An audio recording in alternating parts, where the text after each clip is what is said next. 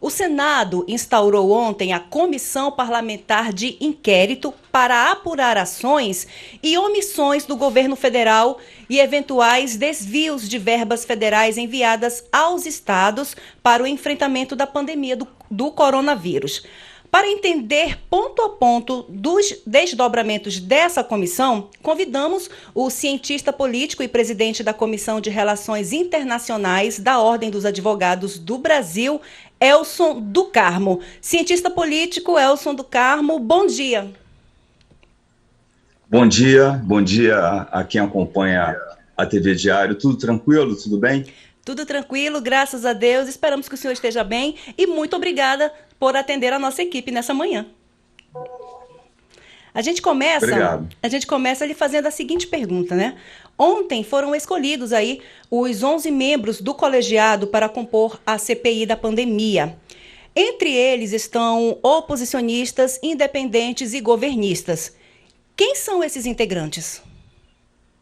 Veja bem, a grande maioria do Norte e Nordeste é bom, e representantes do Sudeste nenhum, tem um do Sul. Então, você vê que o Sudeste foi preterido, no caso, nesta comissão, né? Eu diria que são senadores de um viés moderado, eu não vejo nenhum radical aí, e o que eu espero, acima de tudo, é que esta CPI possa chegar a alguns resultados. É claro que a gente não pode esperar uma inquisição, né? Porque esse não é nem a função da CPI. Mas eu não tenho dúvidas que, ao final deste ano, todos os meios de comunicação, inclusive vocês, os jornais, na hora de fazer a retrospectiva do ano, vão lembrar das pessoas que morreram aqui no Amazonas asfixiadas, sem oxigênio no pulmão do mundo. Então, isso eu acredito que tem que ser esclarecido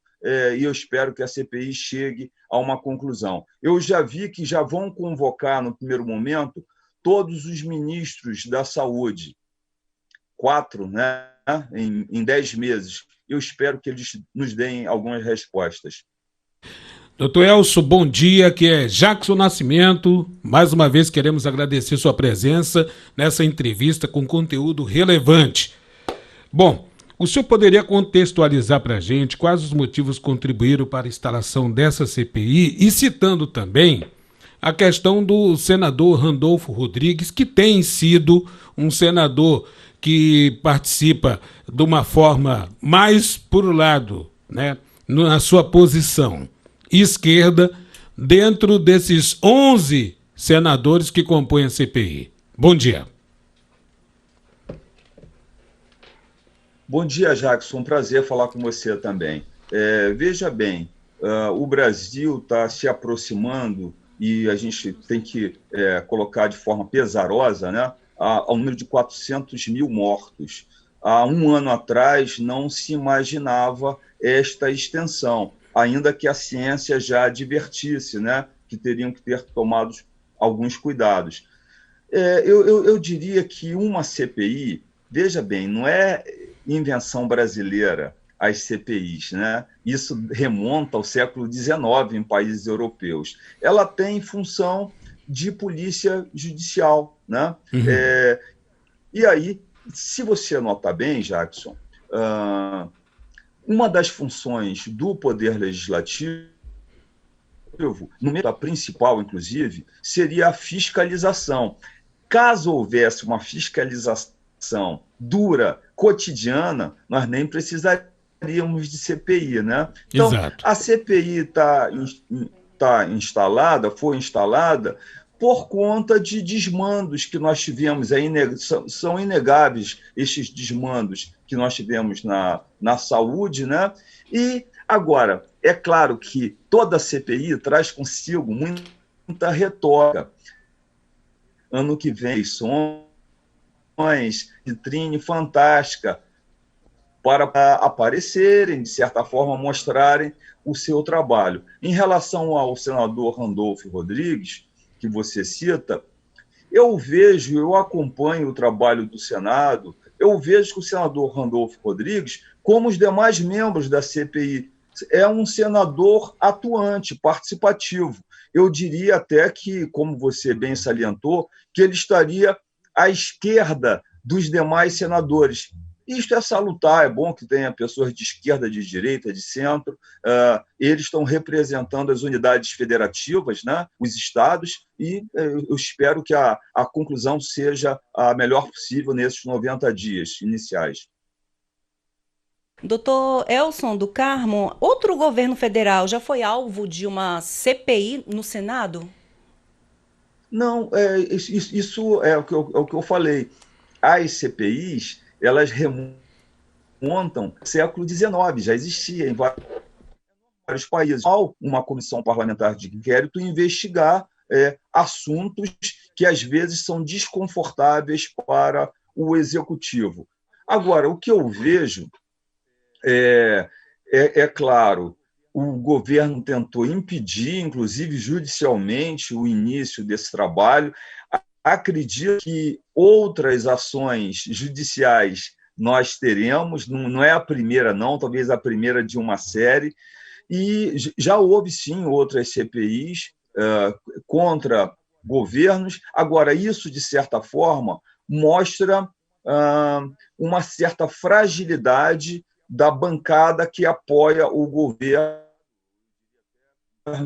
de forma mais ampla no Congresso Nacional. Eu vejo, com toda honestidade, um desgaste do presidente Bolsonaro nesse momento, né? Inclusive, o próprio filho, um dos filhos do presidente, cobrou do presidente do Senado, enfim, dizendo: olha, nós te elegemos, você estaria sendo injusto, mas o desgaste está grande e é difícil segurar determinados apoios.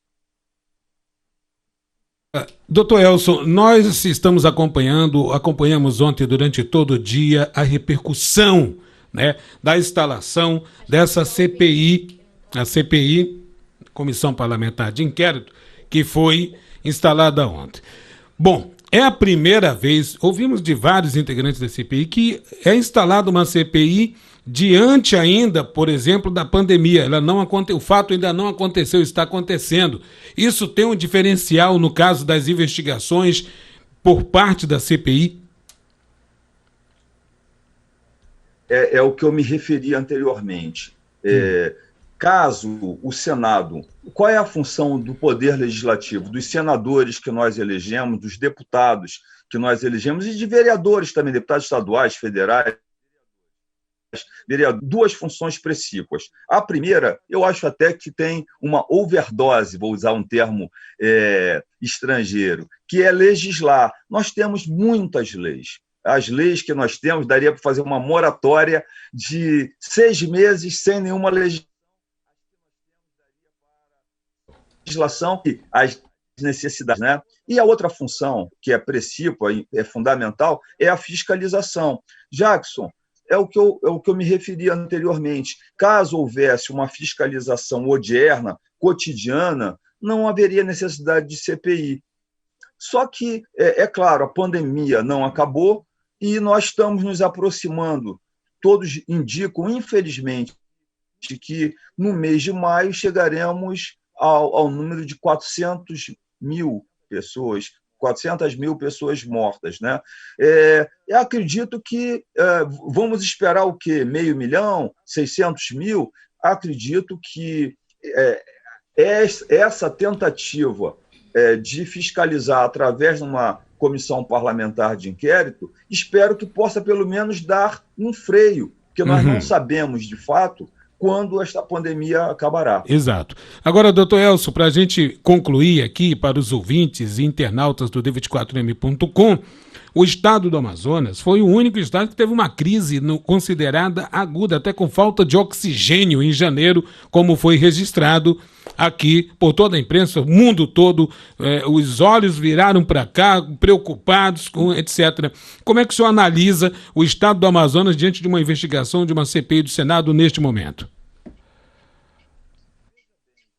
Veja bem, Jackson, há um mês atrás, um mês e meio atrás, o então ministro da Saúde, Eduardo Pazuello, ele foi ao Senado Federal lá, durante a sua fala no Senado Federal, um senador aqui do Amazonas, que, por sinal, é um dos membros da CPI, senador Eduardo Braga, chegou na frente de todos, está lá nos anais do Senado, tá? Isso é público.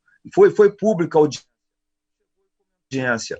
Ministro, eu estive na sua sala, eu comentei com o senhor que iria faltar oxigênio, eu comentei com o senhor,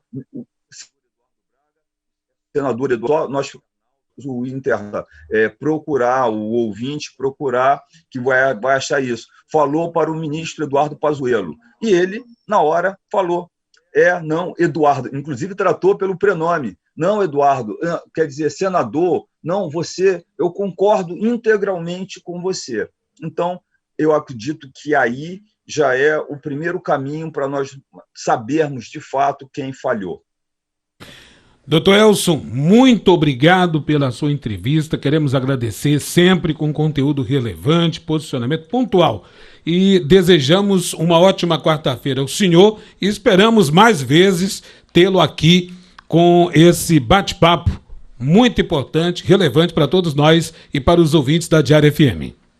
Sempre um prazer estar com vocês. Um forte abraço e excelente quarta-feira para todos.